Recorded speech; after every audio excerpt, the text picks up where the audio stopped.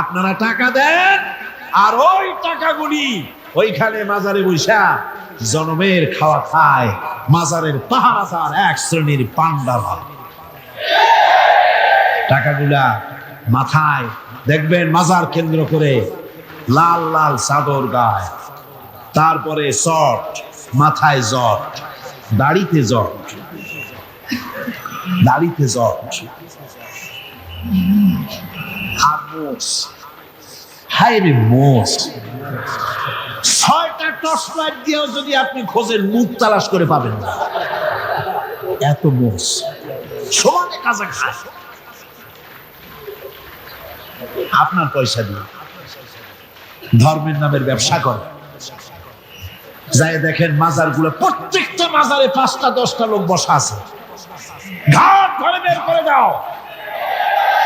আর বড় মাজারে বসে আছো কেন? মসজিদে যাও। কোথায় যাবে? কোথায় যাবে? মসজিদে। আল্লাহর থামো, আল্লাহর ওলিদের মাজার ঘেরাও করে রেখে দাও, যত্ন করে রেখে দাও। গরু, ছাগল, ভেড়া হাবিজাবি কিছু যেন যেতে না পারে, যত্ন করে রাখো, সম্মান দিয়ে রাখো। কিন্তু তোমার ওখানে পাহারা দিতে বলছে, তুমি ওখানে বসে থাকো কেন? গুড় যেখানে পিঁপড়া সেখানে। পয়সা দেওয়া বন্ধ করে একটারও পাবেন না ওখানে, ঠিক কিনা কর? সব ধান্দাবাজ পয়সার লোভে ওখানে বসে থাকে, গাঁজা খায়, মদ খায়, নামাজ পড়ে না। আর আপনার টাকা দিয়া খোঁজ নিয়ে দেখেন মাজারের মুতল্লি যত আছে সব বাসের মালিক, ট্রাকের মালিক, কোটি কোটি টাকার ব্যবসা করে।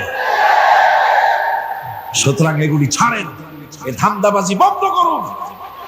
মাজারের সাথে কোনো সম্পর্ক নাই। মুসলমানের সম্পর্ক কেবল মসজিদের সাথে। কিসের সাথে? মসজিদের সাথে সম্পর্ক করে। আমার বন্ধুগণ, বিপদ আসলে পরে কবরের কাছে যাওয়া নয়, বিপদ আসলে পরে মসজিদে যান, 2 রাকাত কাজায়ে হাজাতের নামাজ পড়েন। রাসূলুল্লাহ পড়েছেন, কাজায়ে হাজাতের নামাজ পড়েন, সেজদায় পড়ে গিয়ে আল্লাহর কাছে কাঁদেন, আপনার বিপদ আল্লাহ রব্বুল আলামিন দূর করে দিবে। আরে এমন আল্লাহরে ছুঁয়া কি যে বলবো, মানুষের যে কি হইছে। আমি সিলেটে দেখেছি শাহজালাল রহমাতুল্লাহ আলাইহি, আল্লাহর ওলি, শাহ আমানত আল্লাহর ওলি, শাহ মাখদুম আল্লাহর ওলি। এই ওলিরা কোনদিন বলে যায় নাই যে আমার মাজারে পাহারা দিয়ে তোমরা টাকা আদায় করো। বলছে কেউ? শাহজালাল রহমাতুল্লাহ আলাইহির মিশন কি ছিল আর এই পাগলেরা করে কি? হযরত শাহজালালের তরবারি আজ আছে, আমি তরবারি দেখেছি, দোধারি তরবারি হাতে নিয়ে এসেছেন। এক হাতে ছিল তরবারি আর এক হাতে ছিল আল্লাহর কোরআন। যখন সিলেটে ঢুকলেন গৌর গোবিন্দ তার সব তিনি আজান দেওয়ালেন। আজান শোনা মাত্র মূর্তিগুলো কাঁপতে লাগলো। গৌর গোবিন্দের কলজার গলার কাছে চলে আসছে, জিজ্ঞেস করছে ব্যাপারটা এরকম হচ্ছে কেন? জ্যোতিষীরা বলল যবন এসেছে, মেলেচ্ছ এসেছে, আর উপায় না। শাহজালাল রহমাতুল্লাহ আলাইহি তিনি বসলেন গেটের কাছে, এবার সব পালাচ্ছে। গৌর গোবিন্দ বলল সাপুরিয়াদের ডেকে যে আমারে একটা বাক্সের মধ্যে ভরিয়া সাপ বলে চালাইবি, আমি সামনে পড়তে চাই না। ভয়তে কলজা গলার কাছে চলে আসছে, শুধু আজান শুনে। এরপরে লোক সব চলে যাচ্ছে, উনি দেখতেছেন যাও যাও যাচ্ছে সব। তারপরে ঝুড়িতে করে যাচ্ছে সাপুরিয়ারা, তোমাদের মধ্যে কি সাপ? যাও যাও যাও। এরপরে বড় একটা বাক্স, ওইটার মধ্যে কি? কয় যে হুজুর আমরা সাপ খেলা দেখি, এর মধ্যে সাপ। নামাও, আমি সাপ খেলা দেখবো, নামাও। এরপরে বাক্স খুলছে, দেখে যে আসল সাপ বাইর হয়েছে। গৌর গোবিন্দ বলল যে আমার রাজত্ব ছেড়ে দিলাম, আমারে জানে বাঁচা। শাহজালাল রহমাতুল্লাহ আলাইহি বললেন আমি তো মারতে আসি নাই, আমি তো হত্যাকাণ্ড করতে আসিনি, আল্লাহর দ্বীনকে নিয়ে এসেছি। তিনি ক্ষমা করে দিলেন।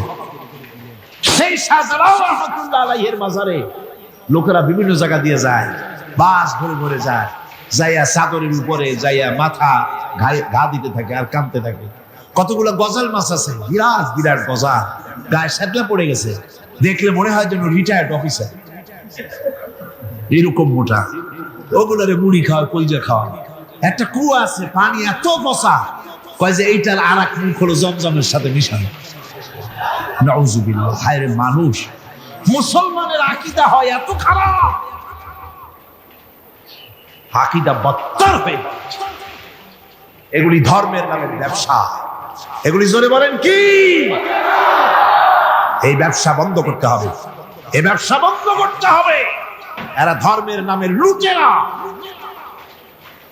চাদর দিয়ে, আগরবাতি দিয়ে, মোমবাতি দিয়ে, সেজদা দিয়ে মুশরিক হয়ে যাচ্ছে, ইসলাম থেকে খারিজ হয়ে যাচ্ছে। আমার কাছে রিপোর্ট এসেছে প্রচন্ড ভিড়ে মানুষের কষ্ট হচ্ছে, তো কি করা যাবে? আমি বললাম ভিড়, আর আপনারা যদি ভিড় দেখতে চান তাহলে তো সব লোক দাঁড়ায় যাবে, আপনাদের তো দেখার দরকার নেই। একটু চেপে চেপে বসেন আর জোরে সোরে জিকির করেন, লা ইলাহা ইল্লাল্লাহ, লা ইলাহা।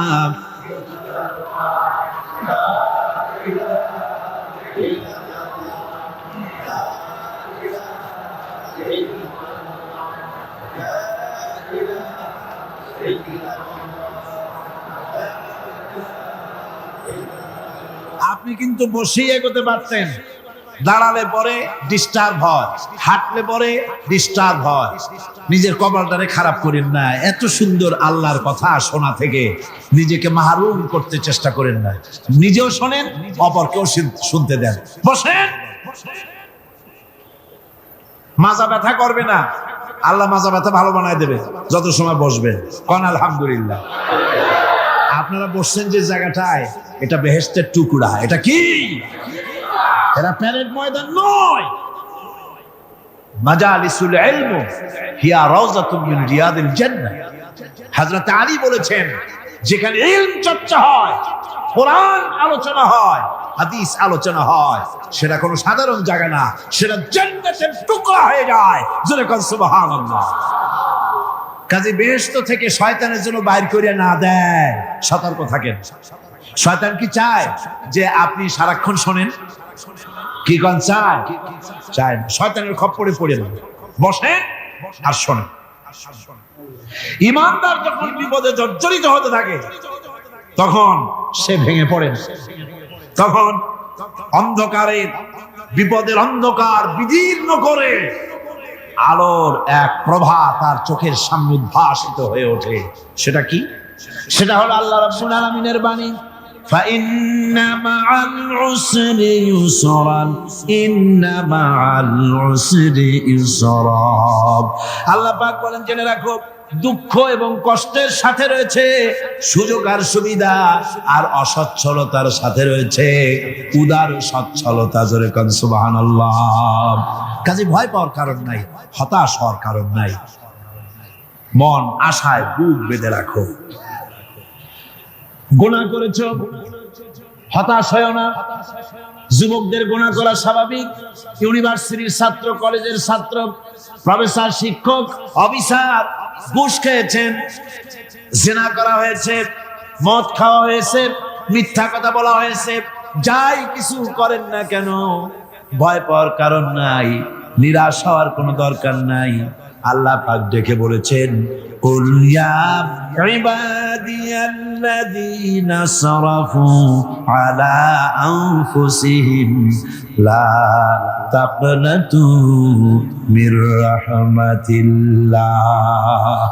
আরে আমার আল্লাহর মতো এত ভালো আর কেউ আছে?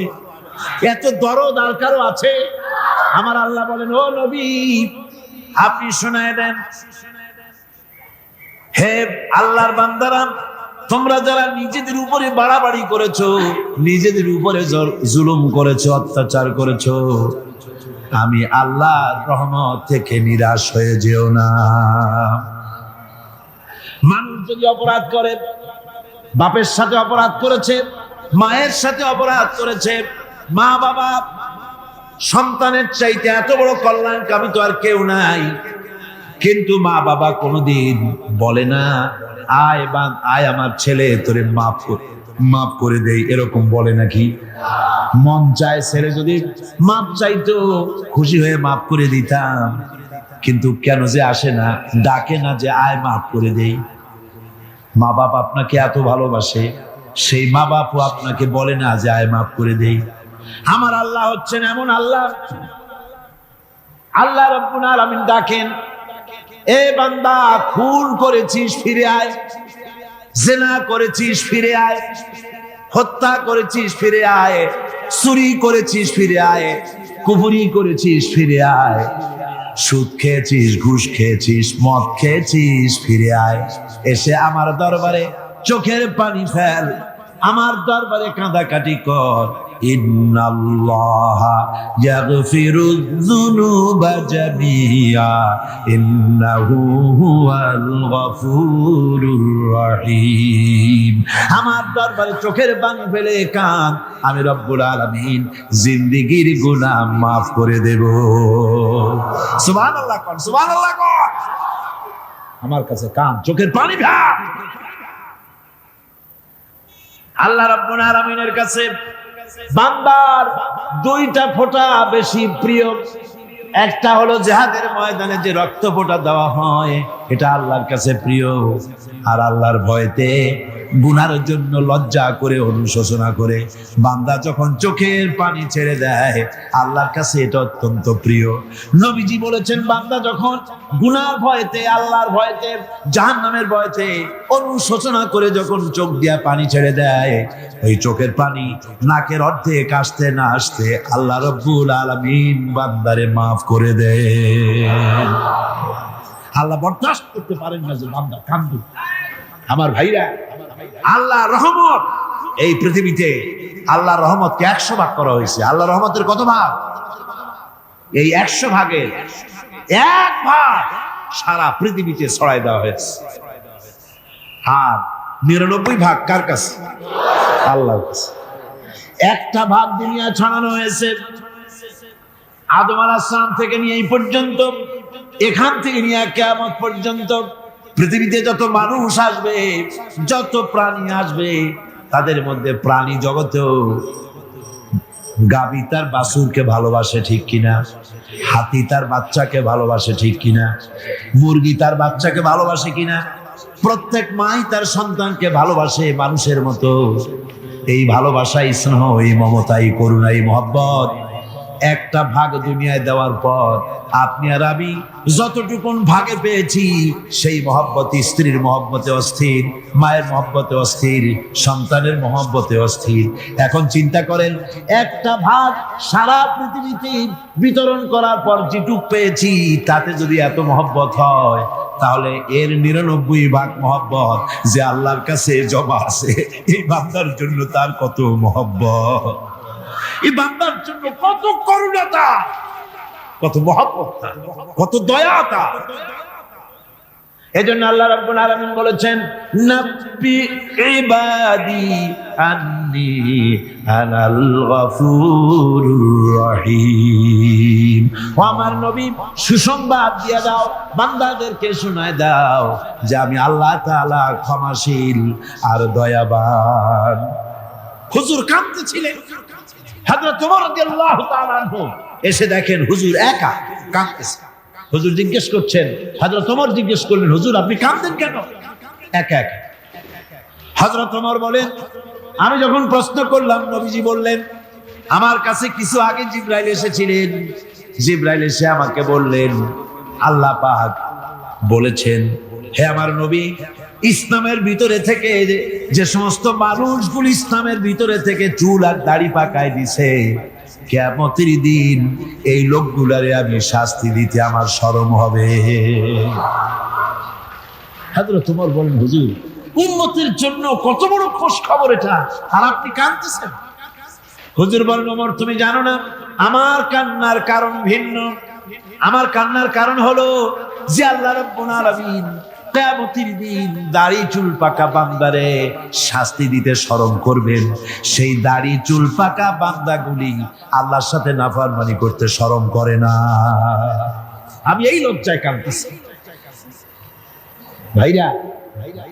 হুজুর আল্লাহ পাক বলেন, আমার নবী রাতের আধারে যখন একটা বুড়া আমার দরবারে হাত উঁচু করে, একটা বুড়া মানুষ রাতের আধারে যখন আমার দরবারে হাত উঁচু করে আর যখন বলতে থাকে রব্বুল আলামিন, আমার পেছনের জীবনটা বড় খারাপ করেছি, এমন কোন কাজ জীবনে করি নাই যা তোমার কাছে কিছু দাবি করতে পারি, সব রকমের নাফরমানি করেছি, আজ আমি বুড়া হয়ে গেছি, কামাই করতে পারি না, ছেলে আমাকে চোখে দেখতে পারে না, পুত্রবধূ আমাকে ঘরে জায়গা দেয় না, আমার স্ত্রী আমাকে দেখতে পারে না, রোজগার করতে পারি না, হাঁটতে পারি না, চলতে পারি না, সবার কাছে আমি তিতা হয়ে গেছি, আমি দাঁড়াতে পারি না, কোমরে ব্যথা পাই, হাঁটুতে ব্যথা পাই, চলতে পারি না, কানে শুনতে পাই না, চোখে দেখতে পারি না, আর তোমার কাছে কিছু চাইয়া নেব এমন ভালো কাজও করি নাই।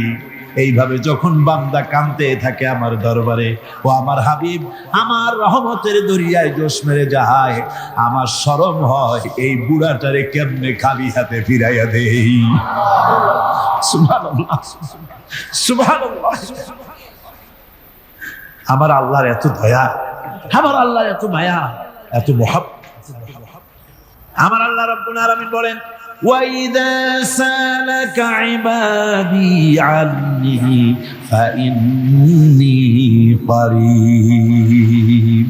ও আমার হাবিব, আমার বান্দা আমার ব্যাপারে প্রশ্ন করে, আমি বান্দার একদম নিকটে।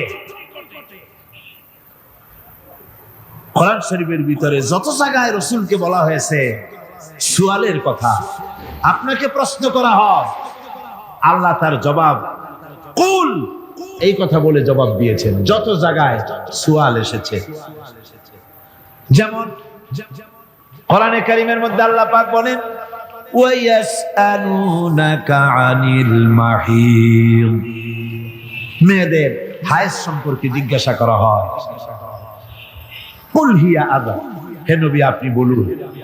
এভাবে করে কুল দিয়ে জবাব দেওয়া হচ্ছে।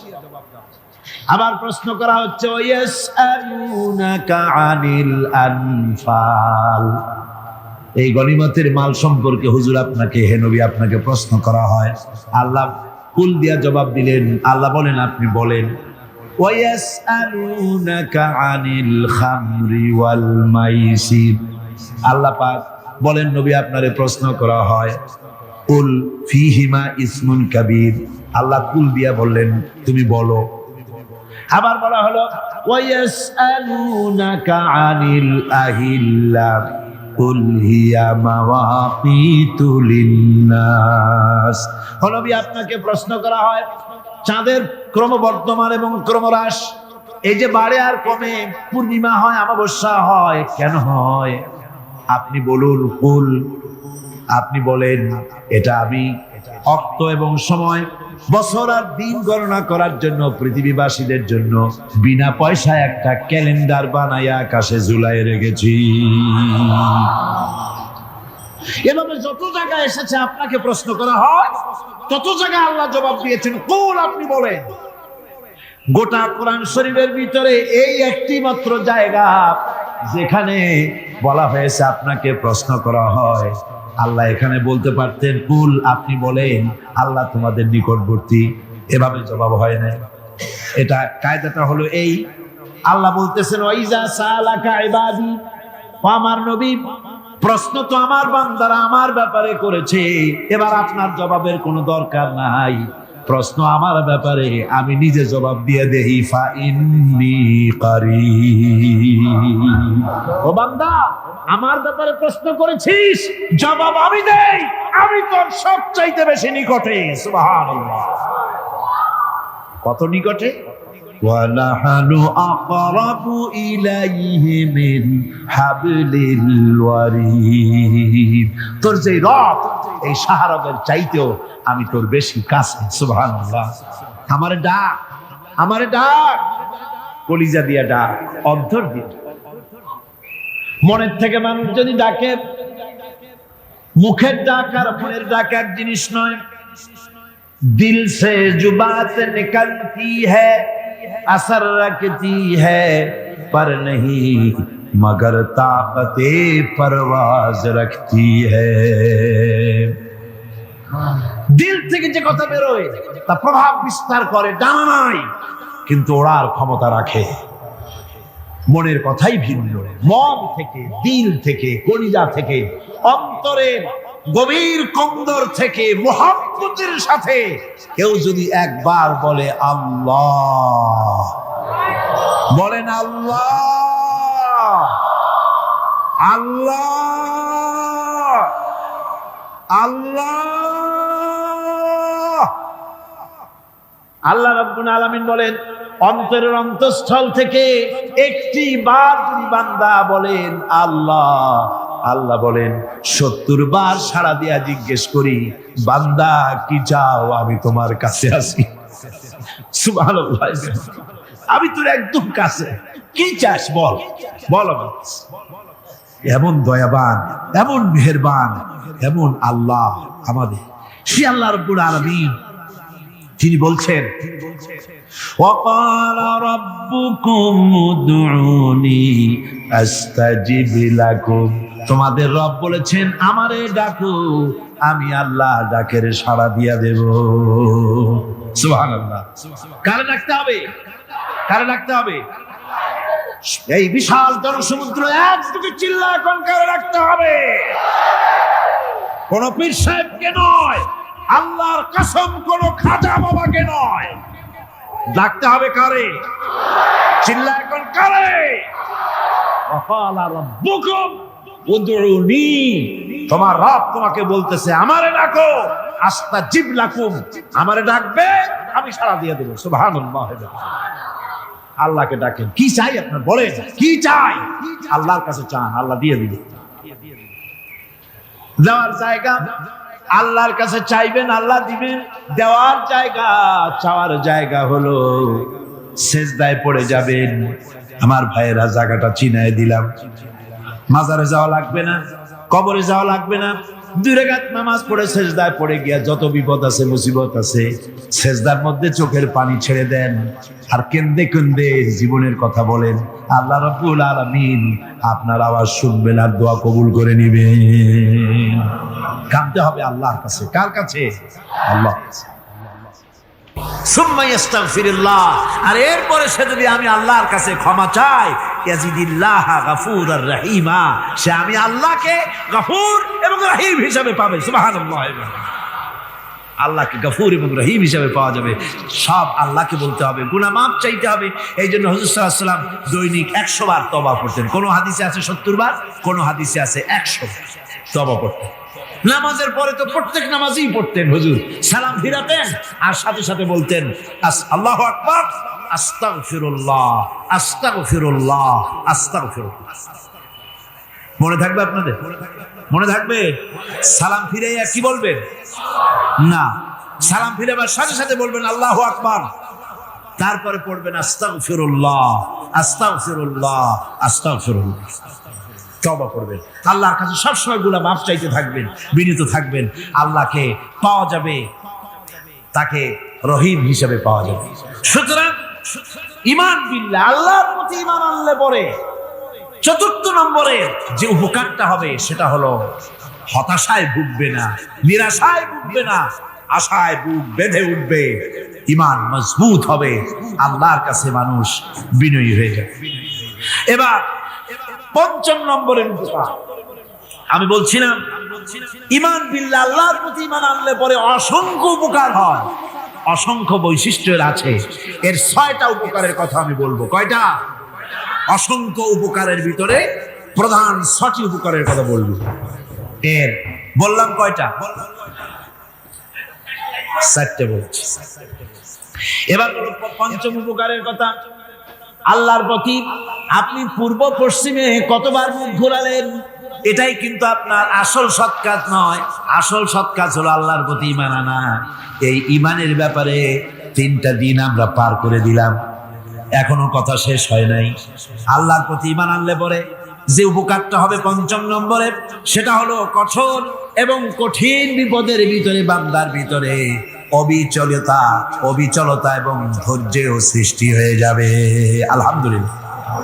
কঠিন বিপদ মুসিবত আসতে পরে সে অবিচল থাকবে।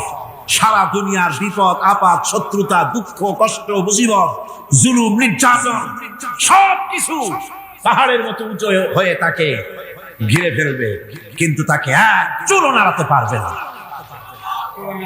আলহামদুলিল্লাহ। সারা পৃথিবী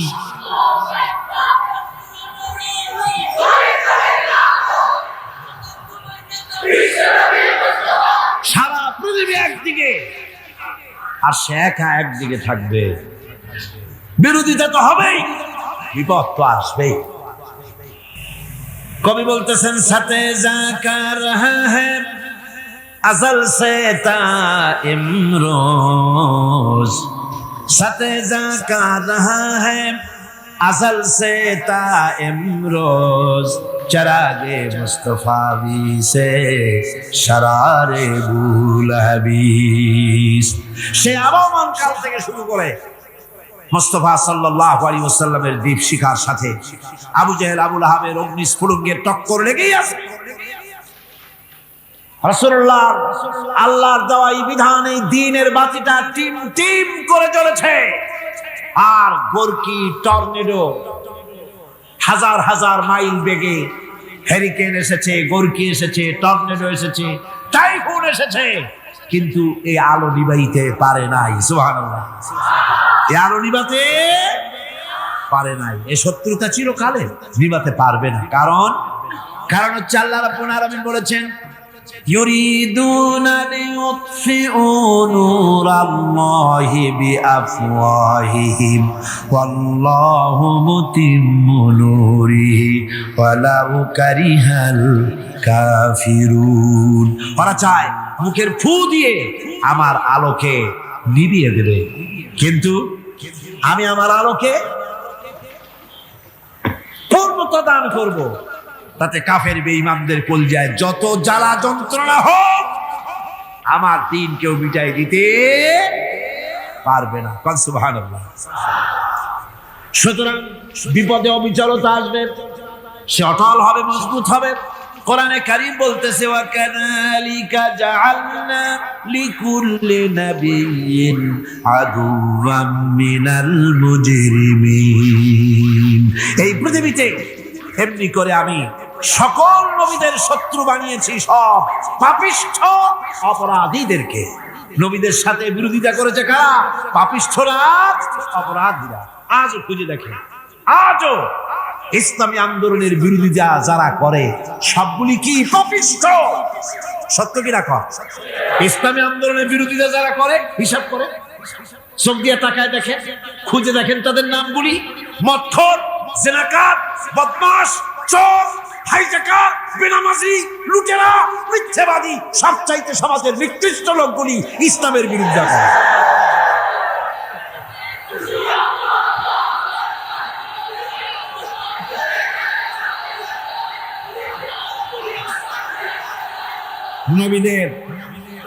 নবীদের শত্রু আল্লাহ বলেন সব যুগে নবীদের সাথে শত্রুতা করেছে পাপিষ্ঠরা।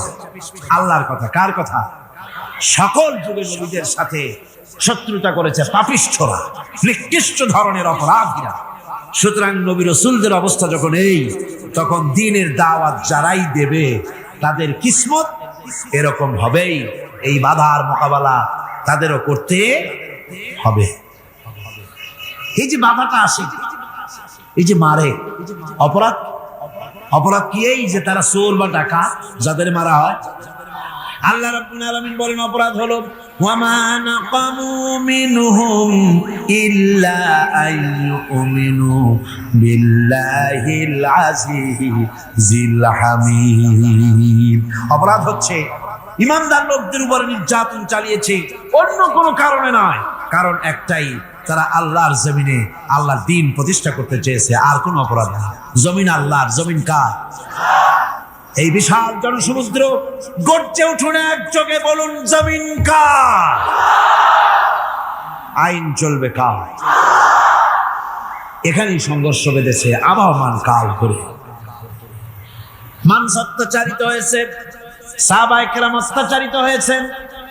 বুখারী শরীফের হাদিসে এসেছে রাসূল করিম সাল্লাল্লাহু আলাইহি ওয়াসাল্লামের কাছে হযরতে খাব্বাব গিয়ে উপস্থিত হয়েছিলেন। হযরতে খাব্বাব বলেন, হাদিসটা এভাবে লেখা হয়েছে বুখারীতে, ওয়ান খাব্বাব বিন আরিদ রাদিয়াল্লাহু তাআলা আনহু قال شكونا إلى رسول الله صلى الله عليه وسلم وهو متوسد بردة له في ظل الكعبة। রাসূলুল্লাহর কাছে গেলাম, কাবা শরীফের কাছে গিয়ে দেখি নবীজি একটা চাদর গায়ে দিয়ে তিনি আরাম ফরমাচ্ছিলেন কাবা শরীফের ছায়ায়। সেখানে গিয়ে বললাম, আলা তাস্তানসিরু লানা আলা তাদউ লানা ইয়া রাসূলুল্লাহ, হে আল্লাহর রাসূল, আপনি কি আমাদের জন্য আল্লাহর কাছে দোয়া চাইবেন না? আপনি কি আল্লাহর কাছে আমাদের জন্য সাহায্য চাইবেন না? আমাদের লোকগুলিকে, মুসলমানগুলিকে মারতে মারতে তো শেষ করে ফেলে দিল। তারা আমাদের সুমাইয়াকে মারলো, আমাদের খাব্বাবকে উটের সাথে পায়ের দড়ি লাগায় টানলো, আমাদের খোবায়েবকে তারা আগুনের উপরে চিৎ করে শোয়ায় রাখলো, না খায় রাখতেছে, মারতেছে, কষ্টে তো শেষ হয়ে গেলাম। হুজুর, আপনি কি আমাদের জন্য দোয়া করবেন না? হাদিস শরীফে এসেছে, নবীজি উঠে বসলেন সোজা হয়ে। নবীজি বলেন, ও আমার সাহাবী, ও খাব্বাব, শোনো, তোমাদের আগে এই পৃথিবীতে যারা দ্বীনের দাওয়াত দিতে এসেছিলেন তাদেরকে সমকালীন রাষ্ট্রশক্তি, সমাজ শক্তি তাদেরকে ধরতো। ফায়ুখাদুর রাজুলু, তাদেরকে তারা ধরতো। ফায়ুহফারু লাহু ফিল আরদ, আর তার জন্য জমিনের ভিতরে কবর বানাইতো। ওই কবর ফায়ুজালু ফিহা, ওই কবরের ভিতরে তাকে কোমর পর্যন্ত গেড়ে দিত। সুম্মা ইউতা বিল মানশার, এরপরে করাত আনতো। ফায়ুদাউ আলা রাসিহি, এরপরে ওই করাত তার মাথার উপরে রাখতো।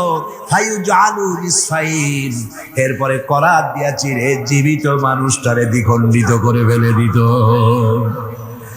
মা ইয়াসুদ্দুহু যালিকা আন দীনিহি, ও আমার খাব্বাব, এত কষ্ট দেওয়ার পরেও সেই যুগের কোন মুসলমানকে, দ্বীনের দায়ীদেরকে আল্লাহ দ্বীন থেকে এক চুলো তারা সরাই দিতে পারে নাই, এক চুলো সরাতে পারে নাই।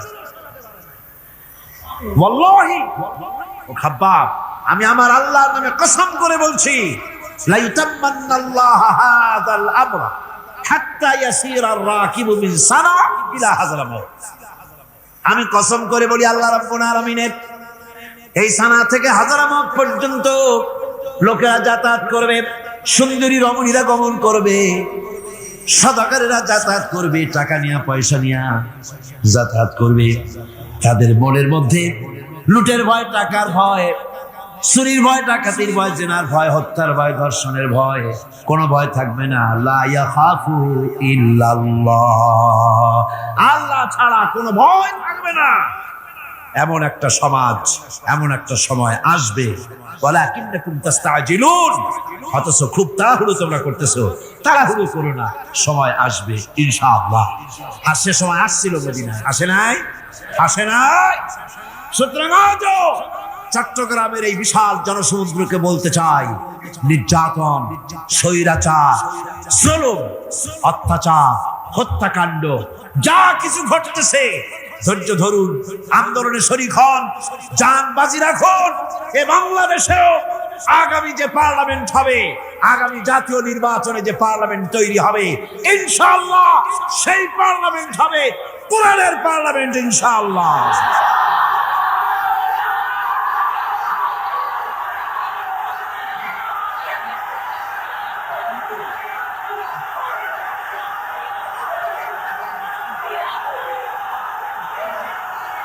আমার ভাইয়েরা, আমার বন্ধুগণ, কঠিন বিপদে অবিচলতা এবং ধৈর্যের দৃষ্টান্ত রেখে গেছেন আম্বিয়া আলাইহিমুস সালাম। সুবহানাল্লাহ। কঠিন বিপদে অবিচলতা, দৃঢ়তা, ধৈর্য কারে বলে, তার দৃষ্টান্ত কারা রেখেছেন? আম্বিয়া আলাইহিমুস সালাম। ওনারাই আমাদের আদর্শ, নবীরাই আদর্শ। সাহাবায়ে কেরাম রিদওয়ানুল্লাহ তাআলা আলাইহিম আজমাইন আমাদের আদর্শ। ভাইরা আমার, মুসা আলাইহিস সালামকে ফেরাউন যখন ঘিরে ফেলে দিল, কোরআনের সব কথা গল্প গুজবার ইতিহাসের জন্য লেখা হয় নাই। কোরআনের মধ্যে যা লেখা হয়েছে সব বান্দাদের উপদেশের জন্য, যাতে করে লোকেরা চিরটা কাল এর থেকে উপদেশ নিয়ে নিজেদের তৈরি করতে পারে। জোরে বলেন সুবহানাল্লাহ। মুসা আলাইহিস সালামের কথা আল্লাহ বলেন, ফেরাউন তাকে ঘিরে ফেলে দিল, পালাবার রাস্তা নাই। ফালাম্মা তারাআ আল জামআন ক্বালা আসহাবু মূসা ইন্না লামুদরাকুন। মুসা আলাইহিস সালামের উম্মতরা বললেন, হে মুসা, পাকড়াও হয়ে গেছি, পালাবার রাস্তা নাই।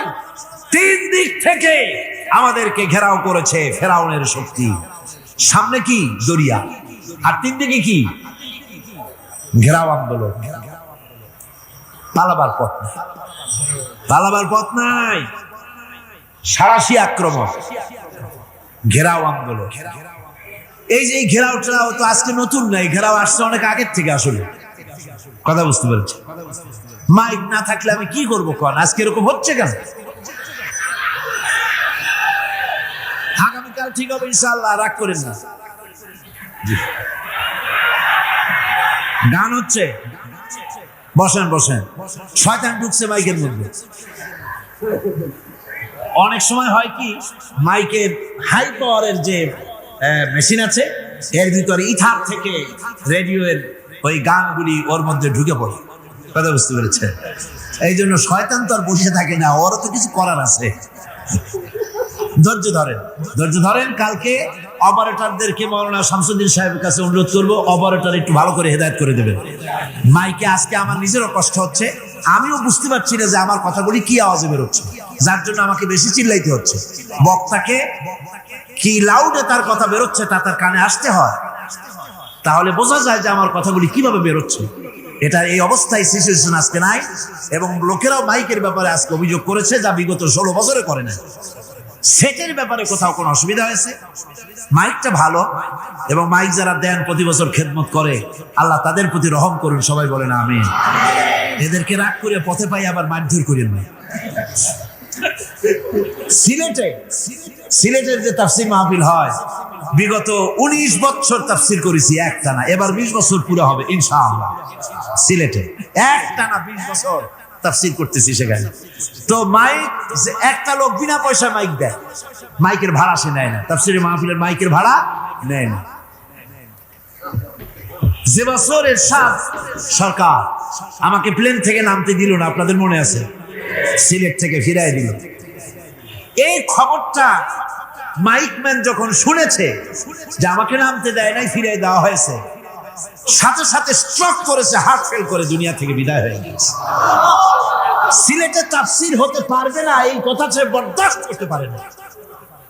আমি কেঁদেছি আর দোয়া করেছি, আল্লাহ, কোরআনের মহব্বতের লোকটার এই অবস্থা হলো, তোমার জান্নাত তুমি দয়া করে তাকে দান করে দিও। কাজে কোনো ব্যবসায়ী চায় না যে তার ব্যবসাটা খারাপ হোক, লোকেরা মন্দ বলুক। এ মাইকের ব্যাপারে আপনারা আজকে রাগারাগ করেন না, যা হয়েছে কালকে ভালো হবে ইনশাআল্লাহ। সবাই বলেন ইনশাআল্লাহ। এখন চলেন আমরা ফেরাউনের অবস্থা দেখে গিয়া কি করতেছে ফেরাউন। মুসা আলাইহিস সালামকে ঘেরাও করে ফেলেছে, পালাবার উপায় নাই। একদিকে দরিয়া, তিন দিকে ফেরাউনের শক্তি। এই যে ঘেরাও টেরাও, মানে নতুন তো না, ধর্মঘট নতুন না, এ পুরানো জিনিস। এই পৃথিবীতে সর্বপ্রথম ধর্মঘট কিসের উপরে হয়েছে জানেন? এই পৃথিবীর প্রথম ধর্মঘট হয়েছে পেঁয়াজ, রসুন আর ডাইলের উপরে। মুসা আলাইহিস সালামের জামানায় লান নাসবিরা আলা তাআমিন ওয়াহিদ, আমরা এক রকমের খাদ্য আর খাবো না, আমাদের পেঁয়াজ দেওয়া লাগবে, ডাল দেওয়া লাগবে, রসুন দেওয়া লাগবে। সর্বপ্রথম ধর্মঘট হয় মুসা আলাইহিস সালামের জামানায়, সেখান থেকে শুরু হয়েছে। কিন্তু মশাল মিছিল যে আসলো কই থেকে, এইটা আমি খুঁজে পাইনি। পরে প্রত্যেকটা জিনিসের তো ইতিহাস আছে, আমি খুঁজতে খুঁজতে পেলাম। আমি জানি না এর ইতিহাস মূলে কোথায়, কিন্তু আমি যদ্দূর খুঁজে পাইছি সেটা হলো মশাল মিছিলের আবিষ্কার হয়েছে লঙ্কায় রাবণের সময়। হনুমানের লেজে আগুন দিয়া তারপরে লঙ্কা কাণ্ড ঘষালো, নামই আছে লঙ্কা কাণ্ড।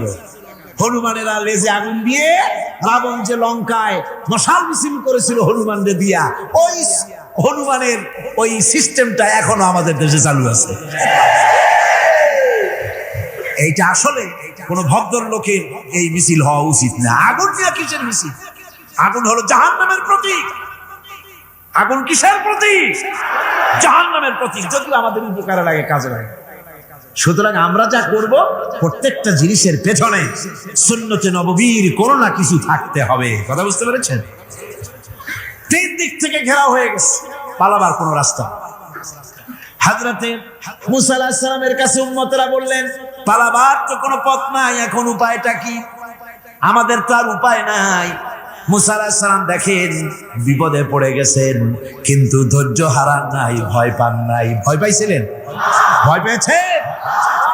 প্রশ্নই ওঠে না। মুসা আলাইহিস সালাম আল্লাহ পাক যাদেরকে বলেছেন উলুল আযম রাসূল, যাদের বলেছেন তার মধ্যে হযরত মুসা একজন উলুল আযম পয়গম্বর। চারটি গাড়ি কথা না, আল্লাহ কথা বলছেন তার সাথে, কালিমুল্লাহ তিনি। সুবহানাল্লাহ। মুসা আলাইহিস সালাম শোনালেন, কাল্লা ইন্না মাইয়া রাব্বি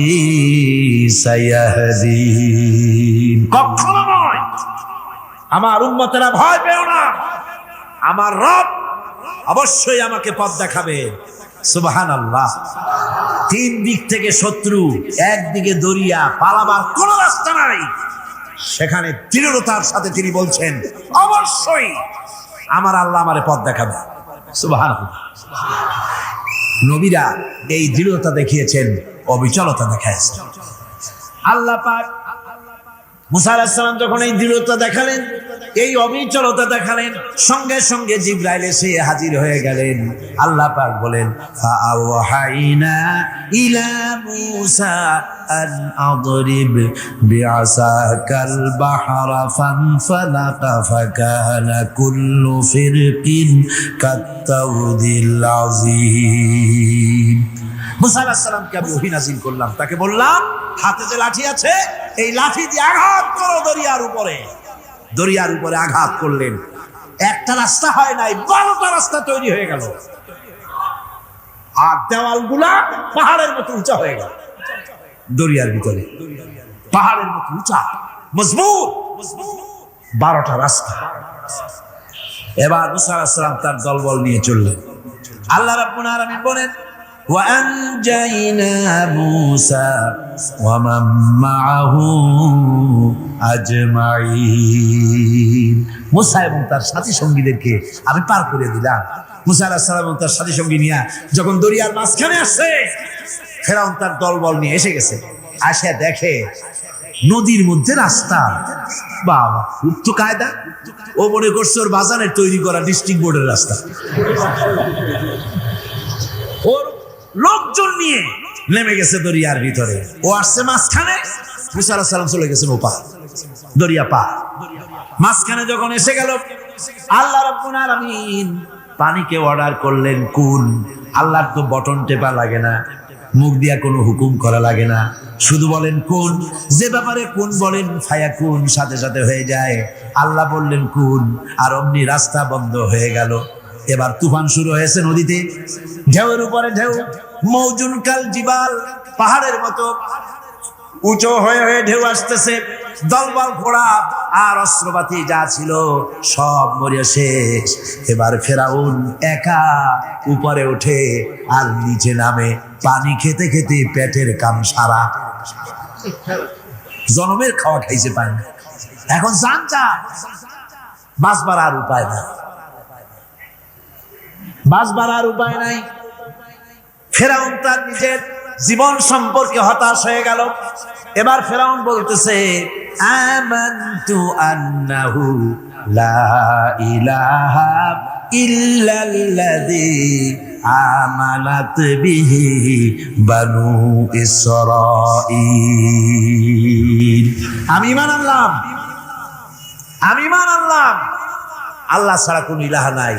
ওই আল্লাহর উপর ঈমান আনলাম যে আল্লাহর উপরে ঈমান এনেছে বনি ইসরাঈলেরা।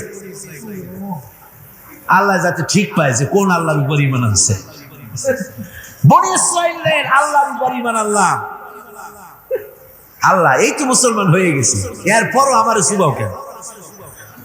আল্লাহ রাব্বুল আলামিন জবাবে বলেন, আল আন, এখন ওয়াকাদ আসাইতা ক্বাবলু ওয়া কুনতা মিনাল মুফসিদিন, এখনই মানার কথা বলছো, অথচ যুগের পর যুগ, বছরের পর বছর ধরে আমার মানুষের উপরে মন গড়া আইন চালায়েছো, আমার পয়গম্বরের সাথে বেয়াদবি করেছো, আজ তোমাকে আমি ছাড়ছি না, তোমাকে আজকে ছেড়ে দেব না, আমি তোমাকে মারবো। আর সমস্ত প্রাণীগুলিকে, স্থলচর প্রাণীগুলিকে আল্লাহ পাক অর্ডার দিয়া দিলেন, এই ফিরআউনের লাশকে ডুবাবি না, পচাবি না, খাবি না। আল ইয়াউমা নুনাজ্জিকা বিবাদানিক, আমি তোমার শরীরে বাঁচায় দেব, পোকে খাবে না, পানিতে পচবে না, মাছে খাবে না, কুমিরে খাবে না, দুনিয়ার কোনো পশুতে খাবে না, আমি তোরে শুটকি বানাইয়া রাখবো, যাতে করে দুনিয়ার সমস্ত ফেরাউন যত যুগে যুগে আসে তোরে দেখে যেন হেদায়েত নিতে পারে। ফেরাউনকে আল্লাহ শুটকি বানায় রাখছে। আমি ফেরাউনদের লাশ দেখেছি ব্রিটিশ মিউজিয়ামে। ফেরাউন তো একটা না, অনেকগুলা, আসলটারে অবশ্য দেখিনি। ব্রিটিশ মিউজিয়ামে ওই ফেরাউনগুলার লাশ যখন অসুবিধা হয়, মমিগুলি, তখন ইংল্যান্ডে নিয়ে যায় চিকিৎসা করাবার জন্য। চোখ টোক আছে গর্তের ভিতরে, তারপরে চামড়া টামড়া হাড়ের সাথে মিশানো, ওইভাবে চেহারা দেখলে মনে হয় যে সত্যি ফেরাউনিগুলো। আর ব্রিটিশের কাম, মিশর থেকে নামছে এমন কোন জিনিস নাই। আমি সেখানে এক বক্তৃতায় বলছিলাম, আপনারা এদের এখন সভ্য, এদের এখন ভদ্র, এরা হলো ইন্টারন্যাশনাল সোর্স, ওরা সারা দুনিয়া চুরি করেছে। লন্ডনে বক্তৃতা করেছি, সারাটা দুনিয়া চুরি করছে, আমাদের দেশকে শোষণ করেছে। এই বিশাল ভূভাগকে শোষণ করে ইংল্যান্ডের দ্বীপটাকে তারা সাজাইছে। তারা ময়ূর সিংহাসনের, শাহজাহানের ময়ূর সিংহাসনের ময়ূরের বাম চোখে কোহিনূর মণি লাগাইছিলেন, শাহজাহান ময়ূরের ডান চোখে কোহিনূর মণি লাগায় নাই। কোহিনূর মণির অনেক দাম, আমি দেখে এসেছি মণি, এখন সেটা কুইন এলিজাবেথের মুকুটে শোভা পাচ্ছে। সেই মণি এমনি বলে প্রবাদে, 7 রাজার ধন এক মাণিক্য, বলেন এরকম, অনেক দাম। শাহজাহান দেখালেন, আমি মুসলমান, আমার কাছে এটার দাম নাই, এই জন্য ময়ূরের ডান চোখে লাগালাম না, বাম চোখে লাগাই দিলাম। এইটারে চুরি করছে। তারপরে মিশর থেকে, মিশরের মমি চুরি করেছে, জুতা চুরি করছে, ছাতি চুরি করছে, পিসা চুরি করেছে। আমি বললাম, এইগুলা কি ভদ্রলোক নাকি? এরা জুতা চোর, পিসা চোর, লাঠি চোর, সব চুরি করেছে। যাই দেখেন ব্রিটিশ মিউজিয়ামের মধ্যে সব দুনিয়ার চুরি করা জিনিস নিয়ে তারা মানুষকে দেখাইয়া পয়সা অর্জন করছে। টিপু সুলতানের তরবারিটা পর্যন্ত চুরি করেছে। আজ পর্যন্ত ব্রিটিশ মিউজিয়ামে টিপু সুলতানের তরবারিটা আছে, আমি তরবারিটা দেখে এসেছি। আমার বন্ধুগণ, বলতেছিলাম যে পৃথিবীতে আল্লাহ রাব্বুল আলামিন নবীরা তাদের চরিত্র দিয়ে বিপদের মোকাবেলা করে, দুনিয়ার সামনে কঠিন বিপদের মোকাবেলা করে অবিচলতা, দৃঢ়তা দেখায় গেছেন যে কেমন করে এই পৃথিবীতে বিপদের সামনে মোকাবেলা করতে হয়। ধৈর্য ধরতে হবে, বিপদ আসবে পাহাড় সমান হয়ে, আপনাকে ধৈর্য ধারণ করতে হবে, সেভাবে বুক বেঁধে। যেহেতু এটা যদি বিশ্বাস হয় যে আমার কিসমতে যা আছে তার থেকে বেশি কিছু হবে না, তাহলেই আপনার ধৈর্য আসবে, ভয় পাবেন না। কথা ঠিক কিনা কন?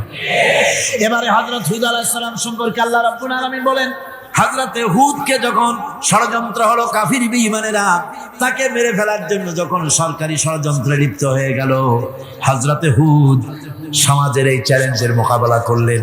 হযরত হুদ বলেন, ফাকিদুনি জামিআন সুম্মা লা তুনজিরুন ইন্নী তাওয়াক্কালতু আলাল্লাহি রাব্বি ওয়া রাব্বিকুম, আমি তোমরা তোমাদের ষড়যন্ত্র আমার বিরুদ্ধে যত পারো আমার বিরুদ্ধে ষড়যন্ত্র চালাও, এতটুকু আমার অবকাশ দিও না। আমি এমন আল্লাহর উপরে ভরসা করেছি যার হাতের ভিতরে তোমাদেরও জান আর আমারও জান। যা পারো তাই করো। সরকার সমস্ত শক্তি একত্রিত হয়ে আমার মোকাবেলা করো। একদিকে হুদ আলাইহিস সালাম, আর একদিকে গোটা জাতি। হযরত হুদ ভয় পায় নাই। সুবহানাল্লাহ। ঈমান বিল্লাহ মানুষের কলিজাকে এভাবে শক্ত করে দেয়। কোন আলহামদুলিল্লাহ।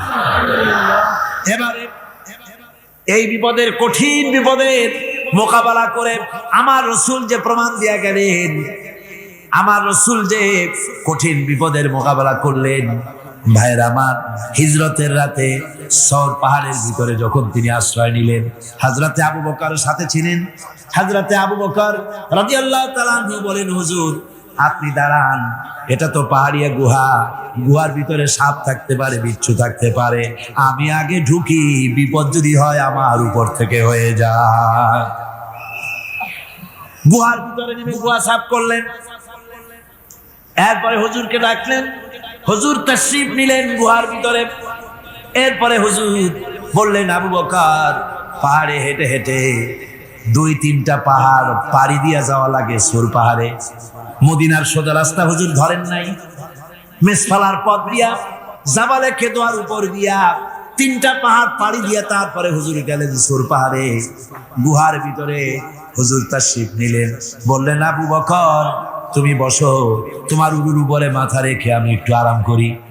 হযরতে আবু বকর বসলেন, হুজুর তার উরুর উপরে মাথা রেখে ঘুমায় গেলেন। আর এরপরে কাফির বেঈমানেরা তালাশ করতে করতে কাফেরেরা এসে গেল পায়ের চিহ্ন দেখে দেখে গর্তের কাছে। হযরত আবু বকর ভয়তে কেঁদে ফেললেন, আহারে আর তো উপায় নাই, এবার তো ধরা পড়ে গেছি, এবার নবীজিকে মেরে ফেলে দেবে। নবীর মহব্বতে, নিজের মহব্বতে নয়, নবীর মহব্বতে কাঁদতেছিলেন। হুজুর বলেন, হুজুরের ঘুম ভেঙে গেল। বলো, আবু বকর কাঁদো কেন? ছেলের কথা, মেয়ের কথা, বিবির কথা, বাড়ির কথা মনে পড়লো নাকি? হযরত আবু বকর বলেন, ইয়া রাসূলুল্লাহ, আল্লাহর কসম করে বলি, যেদিন ঈমান এনেছি এই কলিজার ভিতরে মা বাপ, স্ত্রী, পুত্র, পরিজন, এমনকি আমার নিজের জীবনের চাইতে আপনারে বেশি ভালোবাসি। কাঁদো কেন? কাঁদো কেন? হযরত আবু বকর বলেন, হুজুর ধরা পড়ে গেছি, কাফেররা এসে গেছে গর্তের কাছে, তাকালি আমাদের দেখতে পাবে, আমরা তো মাইনরিটি, ওরা তো মেজরিটি, আমরা তো ধরি মারি ফেলাই দেবে, আপনাকে মেরে ফেলে দেবে, এই জন্য কাফের। আল্লাহ রাব্বুল আলামিন, হুজুর তখন কি দৃঢ়তা, কি অবিচলতা, কি ধৈর্যের পাহাড় সম মনোবৃত্তি তখন দেখালেন। আল্লাহ কোরআন শরীফে চিরকাল যাতে মানুষেরা হেদায়েত নিতে পারে, সেজন্য হুজুরের কথা উঠায় দিলেন কোরআনে। আল্লাহ পাক বলেন, ইযহুমা ফিল গার ইয ইয়াকুলু লিসাহিবিহি লা তাহজান ইন্নাল্লাহা মা'ানা। ও বন্ধু, ভয় পেও না, আল্লাহ আমাদের সাথে আছেন। সুবহানাল্লাহ। আল্লাহ আমাদের সাথে আছেন। আমরা মাইনরিটি নই, আমরাই মেজরিটি। আল্লাহ আছে আমার সাথে, ভয় পাওয়ার কোনো কারণ। সুবহানাল্লাহ। আল্লাহ পাক বলেন, ফাআনজালাল্লাহু সাকিনাতাহু আলাইহি ওয়া আইয়াদাহু বিজুনুদিন লাম তারাওহা। আমি এদের অন্তরের ভিতরে আমি শান্তি নাজিল করে দিলাম, প্রশান্তি দিয়া দিলাম, আর আমি সাহায্য করলাম, আর এমন সব সৈন্য পাঠায় দিলাম যে সৈন্যগুলি তোমরা দেখতে পাও নাই। সুবহানাল্লাহ ওয়া বিহামদিহি। ভাইরা আমার, রাসূল করিম সাল্লাল্লাহু আলাইহি সাল্লাম এই বিপদের মাঝে, চরম বিপদের মাঝে অবিচলতা, দৃঢ়তা, কঠিন আত্মনির্ভরতা দেখিয়েছেন। এগুলি হলো ঈমানের 5 নম্বরের উপকারিতা। আল্লাহর প্রতি ঈমান আনলে এভাবে পাহাড় সম ঈমান মজবুত হয়ে যায়। জেলের পরোয়া করি না, ফাঁসির পরোয়া করি না, শহীদ হওয়ার পরোয়া করি না, মেরে ফেলে দেবে, উড়ায় দেবে, হত্যা করবে, পরোয়া করি না। পরোয়া করি কেবলমাত্র কাকে? জোরে বলেন কারে? এইরকম মুসলমান হাজার হাজার লাখ লাখ দরকার নাই, 313 জন যথেষ্ট। কয়জন যথেষ্ট? 313 জন যথেষ্ট। বদরে যারা জান দিয়ে মাল দিয়ে দ্বীনকে প্রতিষ্ঠিত করেছিলেন, এরকম 313 জনই যথেষ্ট ছিল। আল্লাহর দ্বীনকে কায়েম করার জন্য যদি রক্ত দেওয়া লাগে, তাহলে এই বিশাল জনসমুদ্রকে প্রশ্ন করি, ভয় পাবেন? রক্ত দিতে পারবেন? যদি জেলে যাওয়া লাগে দিতে পারবেন? যদি শহীদ হতে হয় তাও কি পারবেন? এই দৃঢ়তা, এই অবিচলতা, এই ঈমান, এই ধৈর্য শিক্ষা দেয়, এই উপকার করে ঈমান বিল্লাহ।